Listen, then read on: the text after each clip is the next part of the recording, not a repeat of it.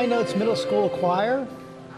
Middle school students from all over the Pasadena area schools are there. Of course, they were hit so hard by the fires, and we love hearing their voices this morning. We do love hearing their voices this morning, and we have another donation to announce. The Stable Road Foundation is donating $100,000 to the Global Empowerment Mission, which is helping aid people in need in the LA area. Guys, it is such a proud moment for us here at GMA. The amount of work that went into this behind the scenes, incredible, and also to see so many people stepping up. And Michael and Robin are now in Pasadena, and it is wonderful to see you guys there on the ground as well. Michael, nice to see you again. Well, it's great to see you all again, and we're so happy and so proud to be here in Altadena. Our ABC News team, they've been out reporting, I would say, nonstop for nearly 2 weeks now on these fires and the destruction they left in their wake. They have been absolutely relentless. Matt Gutman and Kayna Whitworth, the producers, their crews, they have been in the fire zone for us, bearing witness to this tragedy, both as journalists and residents here of LA with families and that. And so, as my mama used to say, we just wanted to lay our eyes on you and to say thank you.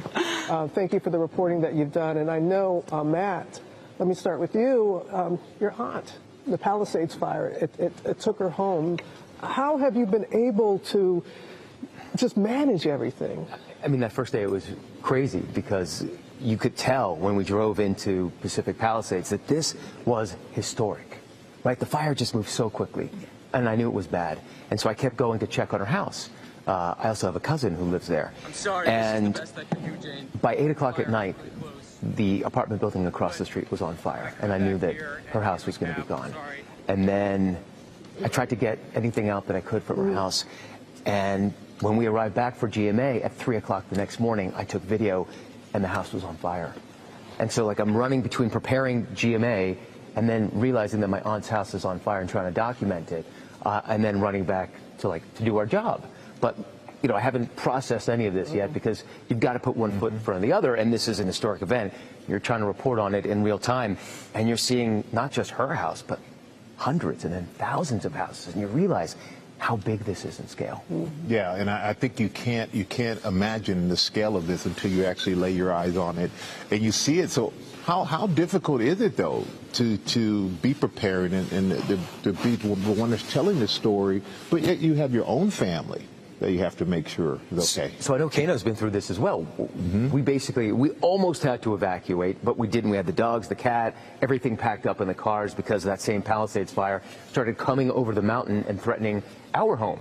So I just finished, we did GMA in 2020 in World News in the Palisades. I came home, I saw this massive fire looming over the neighborhood, the family's packed up, and then I had also managed to get all of the stuff out of my aunt's house after it burned, like some sculptures, and her safe had burned, and I just pulled out hot jewelry just to save anything that was a family heirloom. So it's a really complicated thing to try to toggle these two, parts of our lives, the family and the work.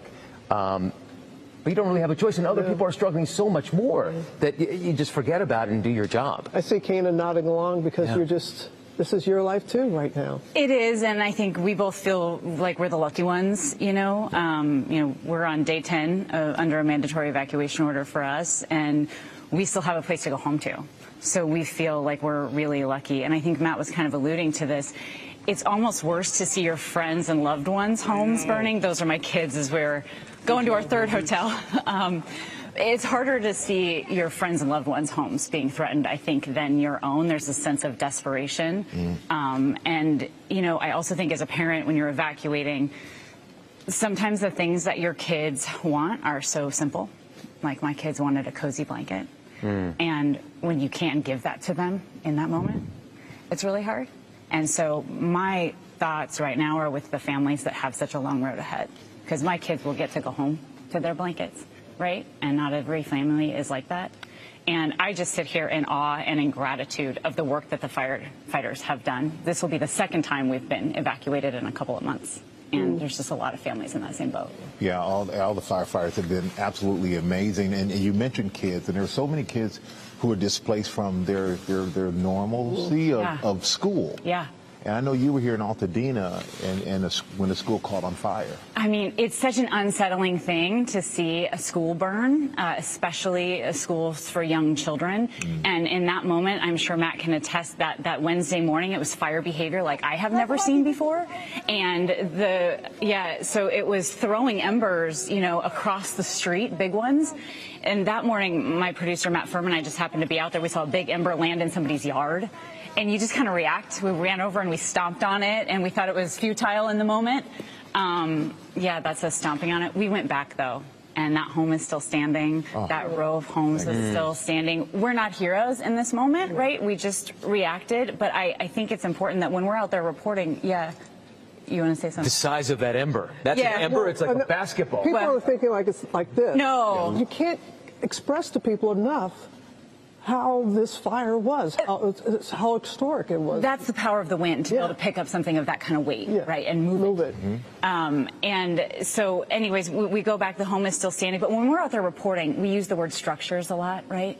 But we are keenly aware it's not structures. Yeah. These are people's safe places. These are their homes, their gyms, their coffee shops, their churches, and their schools. And so we know that there's at least 50 schools impacted, and that translates to nearly 30,000 kids across this region being impacted by what's happened in this fire. Yeah, their community, this is safe places, it's everything. Yeah. It's everything. And we want to, as Robin said, we're glad we can lay our eyes on you, on both of you, because you both have been absolutely amazing in the middle of all of this, putting yourselves out there. And as you said, those big embers, it's dangerous to do what you've been doing, and we do not lose sight of that. So thank both of you. We're happy that you're okay and your families are as well. Of course, we care deeply about these communities. And it shows. Yeah, well, it's not one and done. This is not going to be the only time that we're going to be here. As the other places that we've gone to, like Maui, Rolling Fork, Southeast after the storms, that's what we do. Because look at these families. We get to go home. This is their life right now. And you can't forget about these people all around who have gone to so many tragedies across the country. In some senses, a bit of a loss of dignity when you start to lose your home. And I think it's so beautiful that we're seeing people try to repair that as well. Yeah. Well, thank you both. We're so happy to have you here. And because so many schools were impacted by the fires, we're happy to announce this next donation. Box Tops is donating $100,000 to 5 LA area schools. Oh, that's beautiful. Yeah, there we go. Yeah, well done. I love how we hesitate here in the church. We're like, this is a church where you're supposed to worship. I mean, this is where you really show some praise.